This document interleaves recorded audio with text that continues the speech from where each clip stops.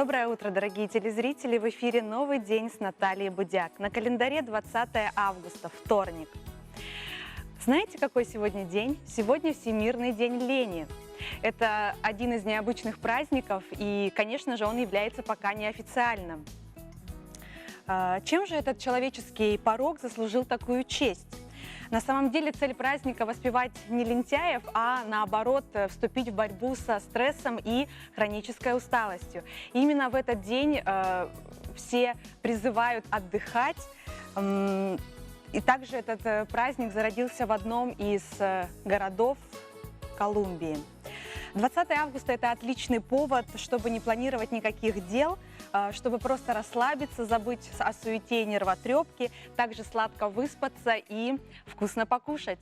Ну а если вы занятой бизнесмен, либо очень занятая бизнес-вумен, то тоже призываю вас отдохнуть сегодня, так как это придаст больше сил и настроения. Ну а я, дорогие телезрители, хочу вам напомнить о том, что по номеру телефона в WhatsApp вы можете спросить нас, любые вопросы задать, либо поздравить с праздником, с днем рождения своих друзей и знакомых. Ну а сейчас мы узнаем, какая же погода ожидает нас 20 августа. По данным Якутского управления по гидрометеорологии и мониторингу окружающей среды, в центральных Улусах в 6 часов утра температура воздуха составила 11-13 градусов, днем составит 14-19 градусов тепла. В Заречье 12-16 градусов, днем 16-21 градусов тепла. В южных Улусах 7-11 градусов, днем 19-20 градусов. В Вилюйских Улусах 9-13 градусов, днем составит температура воздуха 19-20 градусов тепла. В Нижнеленских Улусах 13-15 градусов, днем 18-19. В западных Улусах 10-11 градусов, днем 13-21 градус тепла. В Колымо-Индигирских Улусах 8-18 градусов, днем составит температура воздуха 21-25 градусов тепла. В Янских Улусах 5-16 градусов, днем 17-21 градус. В северо-западных Улусах 9-14 градусов, днем температура воздуха составит 15-20 градусов тепла. Ну а в городе Якутске в 6 часов утра температура воздуха 12 градусов, атмосферное давление 754 миллиметров ртутного столба. Ветер юго-восточный 4,9 метров в секунду. Днем ожидается температура воздуха 17-19 градусов и также небольшой дождь. Так что не забудьте взять с собой зонтики. Ну а теперь слово я хочу передать своим коллегам из информационных новостей.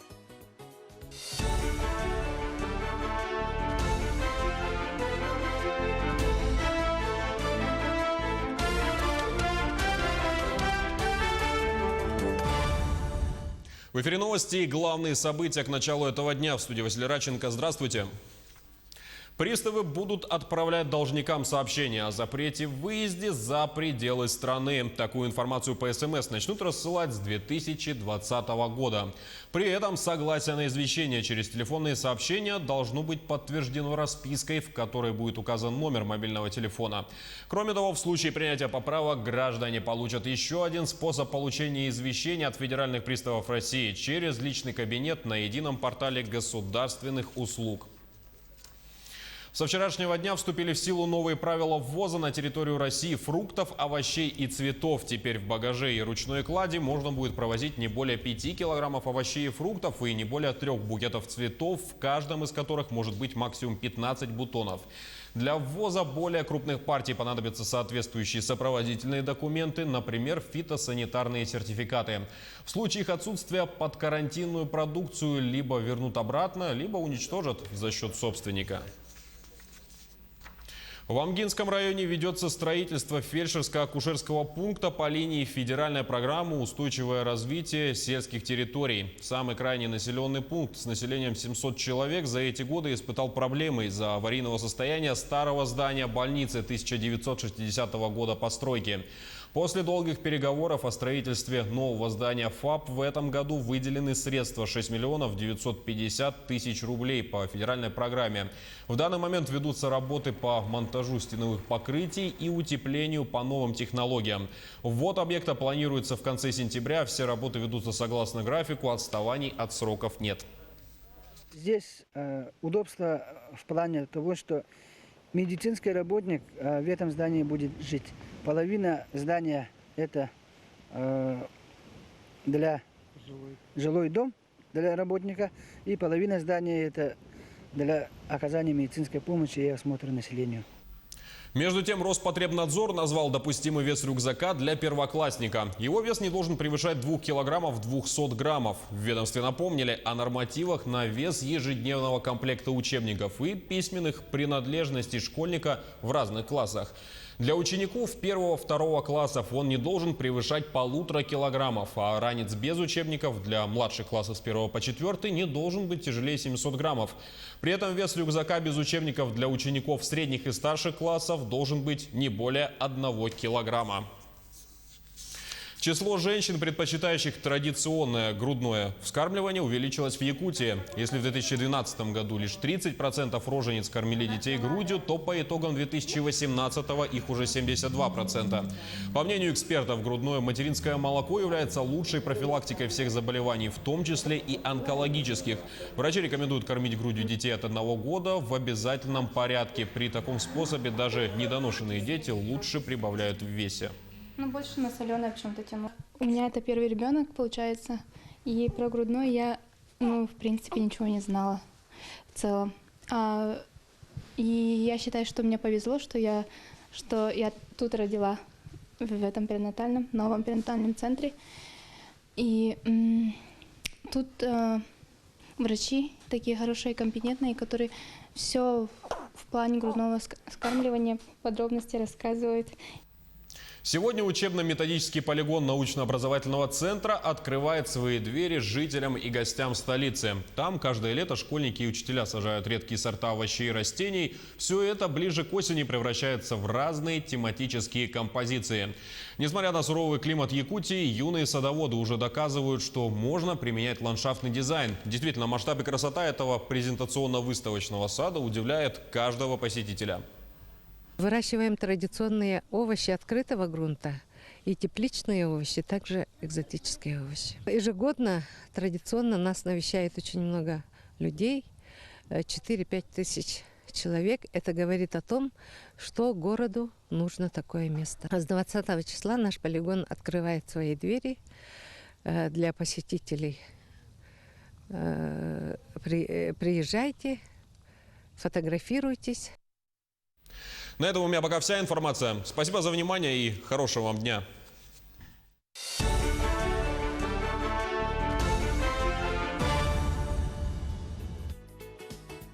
Спасибо, ну а вы будьте всегда с нами и всегда будете в курсе событий. Ну а мы продолжаем дальше. Минимальный размер оплаты труда в настоящее время составляет 130 рублей. С 1 января 12 130 рублей. В настоящее время минимальный размер оплаты труда составляет 11 280 рублей. И как уточняется в пояснительной записке, сумма МРОТа 12 130 рублей в месяц составляет 100% величины прожиточного минимума трудоспособного населения по России за второй квартал 2019 года. Ранее министр труда и социальной защиты Максим Топилин рассказывал, что с 1 января 2021 года потребительская корзина будет пересмотрена в большую сторону, поэтому и минимальный размер оплаты труда будет увеличен. В мае на 10-м Общероссийском съезде Федерации независимых профсоюзов России министр также отмечал, что до 2024 года в России должно вдвое сократиться количество людей, живущих за чертой бедности. Добиться этого можно, повысив зарплаты и предоставив целевую социальную помощь. Как ранее писала российская газета, увеличение МРОТ затронет почти 4 миллиона работников по всей стране. Кстати, недавно в Госдуму был внесен проект закона о повышении минимальной зарплаты представителям социально значимых профессий – учителям, врачам и работникам культуры при выполнении нормы труда до двойной величины прожиточного минимума. Ну а также, дорогие телезрители, мы с вами знаем, что есть, так сказать, особые правила для организаций, которые работают в особых климатических условиях. На минимальный размер оплаты труда также начисляются районные коэффициенты и северные надбавки. Ну а мы продолжаем дальше. Дорогие телезрители, дорогие друзья, очень часто из нас мы сталкивались с такими ситуациями, что заказывали товар через интернет, оплачивали деньги, приходили на почту, но по каким-то причинам не соответствовал товар. Мы сразу звоним в организацию, но есть случаи, по которым мы просто не можем дозвониться. И что же делать в таких ситуациях? Об этом далее. При покупке в интернет-магазине в течение 7 дней после доставки можно отказаться от любого товара. Единственное ограничение – нельзя вернуть товар, изготовленный на заказ, если отсутствуют недостатки. Еще одно условие – товар не должен иметь следов использования, сохранены ярлыки и пломбы и упаковка. Покупатель может подтверждать покупку другими способами – иные документы, штампы на упаковке, электронная переписка и свидетели. Но на практике, во избежание лишних споров, лучше завести привычку сохранять чеки. Совет. Настоятельно рекомендуем заиметь привычку проверять любой товар на наличие внешних дефектов в момент доставки. Подписывая акт доставки, обязательно укажите обнаруженные дефекты. Акт должен быть в 2 экземплярах, поэтому если указываете замечания к внешнему виду, то требуйте копию акта. Также требуйте копию акта, когда товар доставляется в разобранном виде, например, мебель. В акте надо указать, что товар доставлен в разобранном виде. Указанный акт необходим на случай возникновения спора во время возврата или обнаружения скрытых дефектов. При возврате покупателям товара надлежащего качества продавцом составляется акт возврата за подписью обеих сторон. Если в момент составления акта продавец не передал деньги за возвращенный товар, то продавец обязан передать деньги в течение 10 дней после составления акта. Возврат денег осуществляется одним из следующих способов: наличными денежными средствами по месту нахождения продавца, почтовым переводом, путем перечисления соответствующей суммы на банковский или иной счет, указанный покупателем. Продавец имеет право удержать расходы на доставку товара от покупателя, а расходы, связанные с перечислением денег, несет продавец. Ну а мы продолжаем дальше. С 22 по 27 августа 2019 года пройдет 45-й мировой чемпионат WorldSkills в Казани. И сегодня в гостях у меня Алексей Иннокентьевич Голиков. Это первый проректор по образовательной деятельности Северо-Восточного федерального университета. Алексей, доброе утро. Доброе утро. Как у вас настроение? Прекрасно. Это самое главное. Алексей, скажите, пожалуйста, вот сколько же участников у нас из Якутии заявлено в данном мероприятии, которое состоится? Сборная Якутии представлена 11 участниками. Среди них 5 экспертов, 5 конкурсантов и 1 лидер сборной. Данные наши участники представляют по 4 компетенциям. Наши конкурсанты будут участвовать. Это синтез и обработка материалов, в котором участвует наш студент Института естественных наук Александр Тайшин. Разработка решений с использованием блок-технологий. Там участвуют студенты Института математики и информатики Геннадий Добрецов и Максим Ефимов. Также мы участвуем в квантовых технологиях. Там у нас представляет студент физико-технического института Алексей Григорьев. Также мы участвуем в компетенции цифровой модельер. Там участвует Ульяна Слепцова. Это студентка Якутского колледжа технологий и дизайна, которая в июне этого года прошла отборочный тур, победила и участвует под эгидой нашего Северо-Восточного федерального университета. Алексей, скажите, а вот именно особенности нынешнего чемпионата, какие бы вы выделили? Ну, во-первых, это чемпионат впервые проходит в Российской Федерации. Это большое достижение и для нас всех. Была проделана огромная работа, чтобы именно мировой чемпионат прошел в Российской Федерации. В нем будут принимать участие более 1300 конкурсантов из 63 стран. И участие нашей сборной в мировом чемпионате – это для нас тоже большое достижение и большой успех. Все ребята прошли отборочные этапы, участвовали в национальном финале и межвузовских финалах.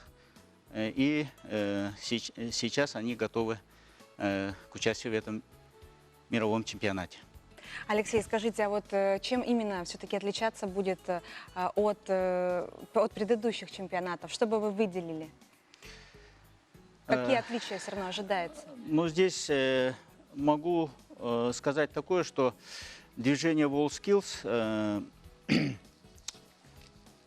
оно изначально в Российской Федерации проходило, что там будут представлены колледжи и техникумы, но в мировой практике на чемпионатах участвуют также и университеты, и другие образовательные учреждения. Поэтому в этом году, 22 по 27, университеты тоже будут принимать участие. Алексей, скажите, а вот как вы оцениваете шансы, принимая участие в данном чемпионате? Ну, шансы у нас достаточно хорошие. Мы рассчитываем на 3 компетенции. Значит, это компетенции синтез и обработка минералов, цифровой модельер и разработка решений с использованием блокчейн-технологий. Ребята готовы, и мы надеемся на них. Алексей, вот скажите, а все-таки вот ваш взгляд, вот нас в Якутии, как вообще поддерживается вот данное движение? Ну, данное движение WorldSkills в республике поддерживается на уровне правительства нашей Якутии. В республике проходят все отборочные этапы. Также наша команда постоянно выезжает в регионы, участвует в региональных чемпионатах, национальных чемпионатах, в финале национального чемпионата. Ну, таким образом, даже вот участие нашей команды было поддержано правительством нашей республики, Министерством образования и науки нашей республики, Северо-Восточным федеральным университетом. Также у нас есть и организации-партнеры, которые тоже нас поддержали. Это Майтона, это венчурная компания Якутия, это Алмаз-Эргенбанк. Алексей, большое спасибо вам, что вы пришли к нам в гости. Я хочу пожелать вам бодрого такого настроения, отличного дня и удачи на чемпионате. Спасибо. Ну а мы продолжаем дальше, дорогие телезрители. К сожалению, у нас в Якутске лето короткое, но дизайнеры и цветочники, кто занимается, да, высаживают такую красоту, стараются как можно больше украсить наши улицы, площади. И, конечно, многих не оставляет равнодушным именно украшение цветами площадки около пенсионного фонда. И об этом далее. Константин Львович по основной своей деятельности отвечает за бесперебойную работу водопровода и канализации, но отдушину находит в посадке цветов, кустарников и другой зеленой красоты. Так его умелыми руками каждый год возле строгого здания пенсионного фонда расстилается цветочный оазис. Петуня, бархатцы, шафран. Эти гладиолусы, да, это вот первогодки вот красные. Желтые гладиолусы уже лет 6 где-то, 8 раз. Но особенно они капризные. Надо каждый год им землю новую. И особенно старательно без удобрений. Особенно, ну, рыхлая земля, что была. Розы тоже прихотливые. Любят тепло. И особенно, что весна была теплая. Наш обыкновенный, как сказать, наше удобрение, да, перегной, он намного эффективнее, чем магазинский. Лето у нас короткое, потому нужно успеть многое в очень сжатые сроки. Ежегодно Константин Рыхлецкий продумывает дизайн ландшафта, делает предзаказ рассады и семян. Лично своими руками все сажает, потом поливает, удобряет. В этом году летом брал отпуск и с новыми силами взялся за уход за своими растениями. За цветами нужен уход и в зимнее время. Сейчас будет особенно вот розам подкормка зимняя. Гладиолусы будем убирать, луковицы доставать и готовить их на зиму. Подсушивать и в ящички улаживать. На следующий год достаем и опять высаживаем. Розы будут где-то до ноября цвести, потом их будем чуть-чуть температуру убирать и на зимовку. Будут как в спячке. Лет 20 назад впервые у себя на участке посадил грядку цветами. С тех пор времени прошло немало. Переезд в многоэтажку, зато на работе Константин Львович отдыхает душой. В планах попробовать посадить пионы и привезти курильскую вишню. Она похожа на сакуру. Вот не знаю, как она цвести. Кто-то говорит, что она все лето цветет. Вот яблони у нас, особенно где-то числа 5 в начале июня цветут. Отлично. А вот насчет вишни не знаю. Будем пробовать. Не надо бояться. Как говорится пословица, глаза боятся, а руки делают. Мария Павлова, Андрей Рукавишников. Новый день. Но мы продолжаем, дорогие друзья. И сегодня я хочу познакомить вас с новым ведущим. С завтрашнего дня он будет вас радовать, дарить доброе настроение, отлично на весь день. Максим Гоголев, привет. Еще раз. Утро. Да. Доброе утро, как Наталья. твое настроение? У меня настроение отличное. Как боевой готов завтра? Готов ли ты выступить перед зрителями? Ну, если честно сказать, конечно, я очень волнуюсь. Завтра очень ответственный день, но я постараюсь всех оправдать. Я уверена, у тебя все получится. Расскажи, Максим, а вот что же смотивировало тебя, сподвигло стать именно ведущим? Что тебя привлекает в такой профессии? Ты знаешь, это, можно сказать, я хотел бы выйти из своей зоны комфорта, да, и для этого я решил стать ведущим и стоять перед камерами. Как говорится, мечты имеют свойство сбываться. Да, это есть такое. Скажи, пожалуйста, а вот вообще до этого ты как-то связана была твоя сфера? Может быть, ты там, не знаю, с коммуникабельностью тоже сообщалась ли ты с людьми или больше все-таки наоборот? Это было... Самое интересное, что сфера моей деятельности до этого абсолютно противоположна. Да, совсем не совпадала с тем, что я сейчас занимаюсь, да. Но также я очень люблю общение с людьми, да. Это мне самое главное. Интересное мнение людей. Максим, большое спасибо. Я уверена, правда, что у тебя все получится. И так как теперь я хочу тебе дать слово, и чтобы ты именно подготовил наших телезрителей к следующему сюжету, как когда-то знакомили меня. Прочитай, пожалуйста. Да. Так. Министерство труда и социальной защиты сократил список профессий с ограничениями для женщин. Если в прежнем перечне, действующем с 2000 года, было 456 специальностей, официально недоступных для женщин, то новый содержит лишь 100 позиций. Документ вступит в силу с 1 января 2021 года. Далее в сюжете.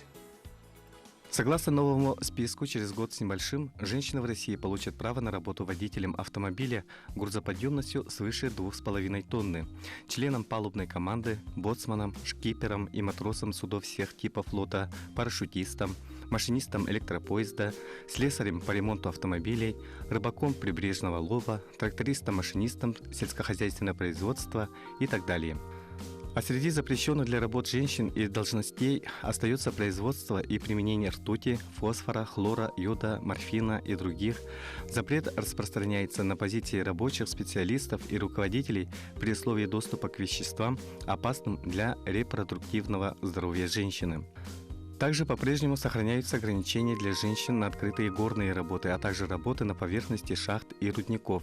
Хотя теперь женщины могут занимать в этих отраслях должности руководителей, научных и медицинских специалистов, которые не выполняют физической работы. Но в министерстве заявляют, что запреты будут распространяться на работниц, условия труда которых отнесены к вредному и опасному классу по результатам спецоценки. А при создании безопасных условий труда работодатель будет вправе применять труд женщин без ограничений на любых работах, пишет «Российская газета». Ну как тебе, Максим, читать именно было перед телезрителями? Да, это было очень волнительно, но мне было очень приятно. Ну ты справился. Спасибо. Максим, давай мы с тобой поговорим, наверное, знаешь, о чем? И так как у нас программа утренняя, то, наверное, о секретах доброго утра. Как же все-таки вставать с таким отличным настроением и дарить позитив? Какой вот ты бы выделил первый секрет, по твоему мнению? Ну да, это очень интересная тема, кстати, да. И основной секрет, я считаю, что заключается в завтраке. Надо накормить всех своих домочадцев, там, у кого жена, у кого муж, у кого бабушка, дедушка, дети, питомцы. Всех надо очень плотно накормить, чтобы утро было насыщенным. Хорошо, а ты всегда завтракаешь? Да, я отношусь к завтраку очень серьезно. А что же какой же твой любимый завтрак? Мой любимый завтрак – это кофе и яйца. Это прям каждый день? Ну, не всегда, я периодично так ем. Но стараюсь завтрак не пропускать, это да, самое я главное. завтрак не пропускаю. А как ты проводишь свое утро? Ой, знаешь, Максим, у меня завтрак в любом случае каждый день, я не могу не позавтракать, у меня это либо овсяная каша, либо яичница.